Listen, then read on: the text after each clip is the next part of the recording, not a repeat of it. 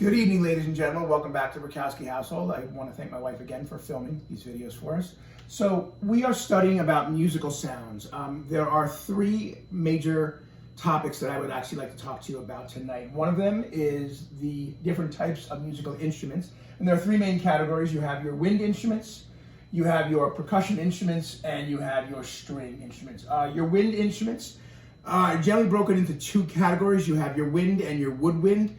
Your woodwind is you would have some type of, some wooden reed, such as in a clarinet or in a, saxophone. Or you have just straight wind instruments where you're just blowing into like the harmonica or like the brass instruments such as trumpets and bassoons and oboes and things of that nature. Your percussion instruments are generally categorized into the ones that you are banging something. Drums are commonly a percussion instrument. Other instruments such as a tambourine or things of that nature are also considered percussion instruments. And then lastly, you have your string instruments. Most people think of a guitar or bass or violin, viola, but also a piano is considered actually a string instrument because there are strings, when you touch the keys, they vibrate at certain frequencies. So the next thing I want to talk to you about tonight is tuning and how it creates resonant frequencies. As you remember from a previous video, there was a gentleman who talked about a better description of resonant frequencies. And as you listen to the video, he showed you visually how the flames in the Rubens tube would actually increase in height or amplitude, and then the sound would become a little bit more intense or louder when he reached the resonant frequencies. So we're going to talk a little bit about that tonight. And then the last thing I'm going to talk about with you guys would be recording. The old process of analog versus digital and the pros and cons kind of both. So those are the things we're going to talk about today. So on that note, let's head up to the studio. See you there. All right, welcome back to Fishbowl Studios, ladies and gentlemen. So as I had talked about, there are three different types of instruments which can create sound. There are wind instruments, there are percussion instruments, and there are stringed instruments. So I'm going to start with the wind instrument. As you all know, I'm a harmonica player. And basically, a wind instrument is one that you simply blow into. In this case, you can blow and draw, but other instruments would include trumpets, trombones, clarinets, things of that nature. And they use reeds, like I showed you the other day, how those reeds vibrate to create different pitches. So again, here is an example of how a wind instrument works.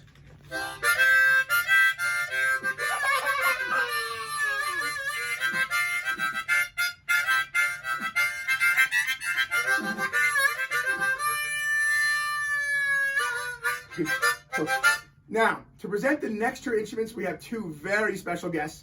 We have, as you may have heard already, we have Marcus, who is the son of one of my very good friends and also an engineer and a musician himself, Nick. So over here you see Nick on the percussion instrument, which is obviously the drums in this case. And the way this instrument works is you simply are banging it and creating different vibrations. Drummers will use what's called a key to tighten up different parts of the drums to create different pitch and tone. But for the most part, it's simply hitting the different types of the heads and you're creating different sounds. So here's Nick with a little bit of percussion for you.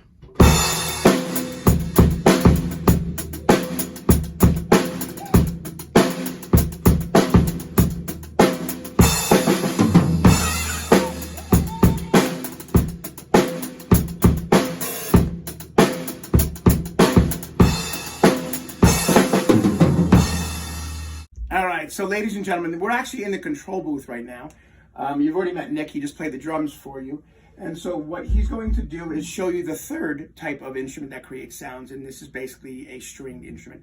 You have your guitar, you have violins, violas, you have basses, stand-up basses, a lot of different types of stringed instruments. And simply what's happening here is you are plucking the strings or you're dragging a bow or something across the strings to create the vibration of the sound. So I'm just going to have him just kind of play a few quick sounds on the guitar.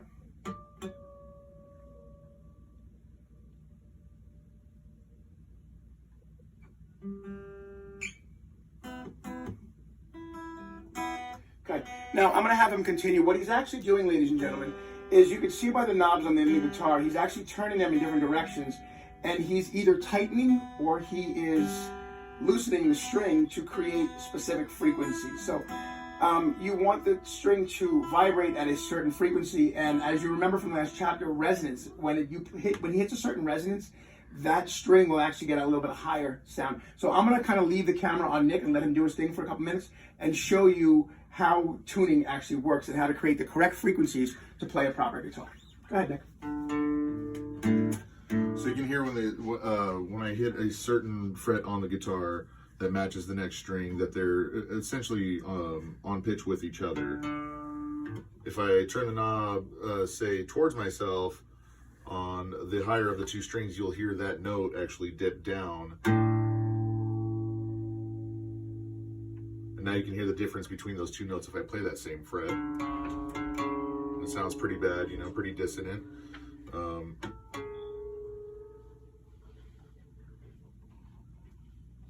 Now you can hear the frequencies, actually the wavelengths of the frequencies becoming closer and closer together as you get closer to being on the same pitch with each other, and that's where they line up, and that you get that same note. So yeah, this actually went out of tune pretty fast, but well, you know, and it's interesting that Nick said that, guys. And with guitars or other stringed instruments, depending on where you are, they can go out of tune based on temperature. If you go from inside to outside, so that's why you'll always see stringed instrument players, for lack of better words, constantly tuning their instruments and making sure they're in tune for the environment that they're actually in. And as he mentioned, you heard him say that it got louder or lower, and there was a difference, the dissonance, which actually, when they were together, they actually created the resonance. And as you remember from last chapter, when it was resonating in the Rubens tube, the antinode of the flame got higher. In here, you could actually hear its intensity, where the sound of the note actually became higher because it was resonating at the frequency that it needed to resonate at, for lack of better words. So what we're now going to do is we're going to transition into something else. Nick is actually an engineer, and as an amazing musician as he is, I'm going to have him talk to you a little bit about analog and digital recording. Analog was the original type of recording. Digital took over as technology got better, and I'm not the one to speak on this, though. All right, so ladies and gentlemen, like I said, I'm going to step aside and I'm going to give Nick an opportunity to talk to you guys a little bit about analog and digital recording. So, analog and digital recording certainly both have their applications, and they differ in a couple of major ways. Depending on the application, there's a place for both mediums, and they're both useful in their own right. Analog was an invention, patented. Analog recording was patented by Thomas Edison. I'm not sure exactly when, but he was going on a spree of inventing a lot of things. So that was one of them, which is basically a continuous signal. So when you view sound in a picture format, you're going to see something kind of like what's going on here on the computer screen. If you see, I have my kick drum enlarged, and you can see sharp spikes in the patterns where the kick drum is actually being hit by the beater that is being, pressed by the drummer as they're playing.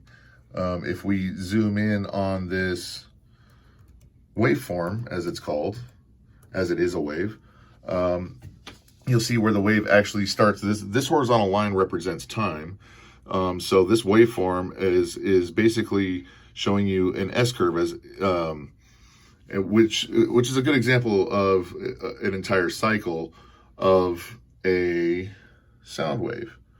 If I can scoot this over here, we can see it a little closer here. So you'll see where it crosses the line. It has a peak and a valley, essentially.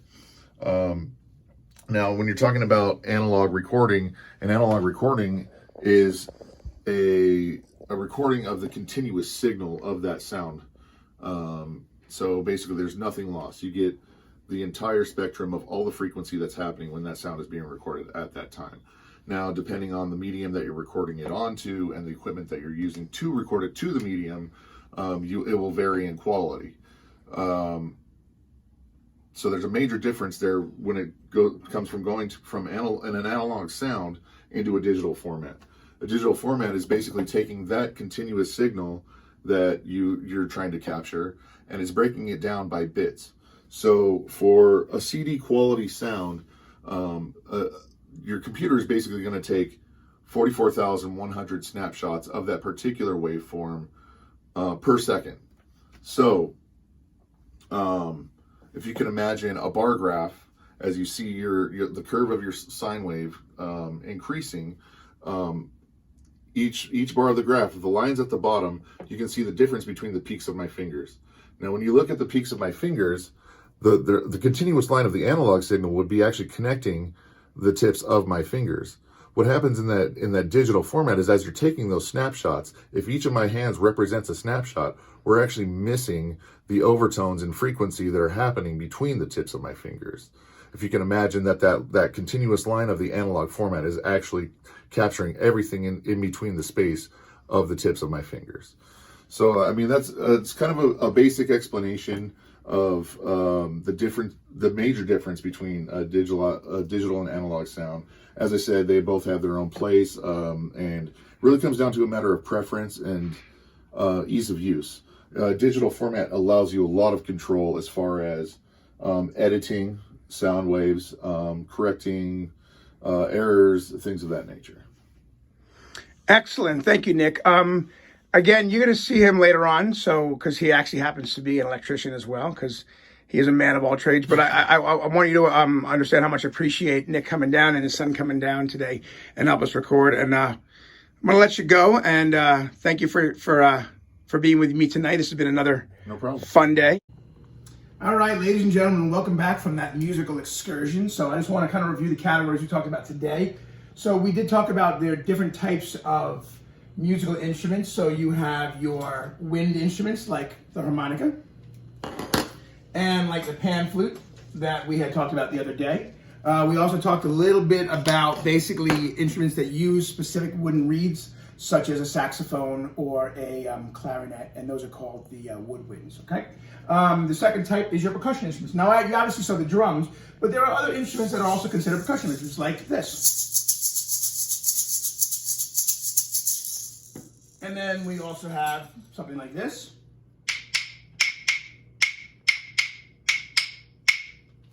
Okay, and then I can hold on to one of these, and I can grab this, because we need more cowbell.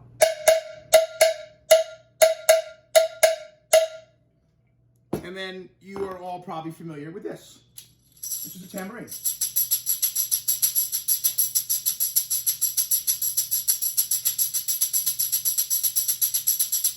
Okay, so those are your percussion instruments. Now, one quick caveat I would like to actually share with you. Science describes percussion instruments as ones that are either hit or shaken in order to create the vibration, as I just showed you. In the world of music, though, any instrument that can keep time is actually considered a percussion instrument. Now, obviously, drums are designed to keep time. But when the bass is actually keeping time, or rhythm guitar is actually keeping time, or the tambourine, or any of these, or even the harmonica at times could be designed to keep time, then those are actually, in the world of music, considered percussion instruments. In terms of science, though, it's ones that are either being banged on or hit or shaken or things of that nature. And then, of course, the last type would be your stringed instrument. So an example would be, obviously, the guitar. So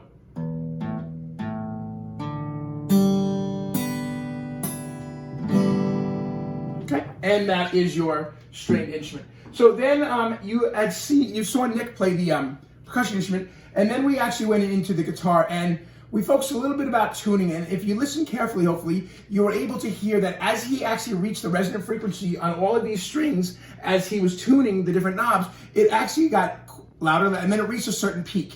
And that's when he knew that the resonant frequency, or the proper frequency, was in place for the strings to play the different chords, such as an A chord or a B chord or a G chord or things of that nature. So, the last thing we talked about was analog versus digital. So, Nick had actually mentioned to you guys about the difference between analog and digital. Now, this line right here would actually represent the sine curve in analog. And analog is because it's analogous to the exact sounds of what would be played. Now, when you have digital, it kind of looks like a bar graph like this. And Nick showed you with his hands in the video. And there are spaces, and I'm going to show you these spaces. So every between each bar, there's a space that's created. And so with digital, you take a digital snapshot. And generally, it's called a digital sample rate. And it's either 41.1 kilohertz or 44,100 hertz, or 48,000 kilohertz or 48,000 hertz. And so these digital snapshots are basically taken, and there's 41,000 of these little bars basically per second, and that's called a digital sample rate. Now, the difference between analog and digital is with analog, you have overtones and you're getting kind of everything. With digital, you're leaving certain notes out, as Nick had talked about, and so you have a much what they call a cleaner sound, which you'd hear on MP3s or on CD players, things of that nature. If you'd like to hear the difference, maybe you could YouTube it, or if someone in your house happens to have a turntable with an old vinyl record, you could listen to the hiss, what they call it, but sometimes they call that vinyl sound a warmer sound. So the advantage of analog is some people like a warmer sound, more of a fuller sound, whereas the advantage with digital is it's a much cleaner sound because you're skipping certain overtones or certain frequencies that are eliminated when you actually have this bar graph that's actually created. So I hope you enjoyed, again, this musical excursion, and that basically is it for the night. I hope you all have a wonderful evening, and we will talk soon. Take care.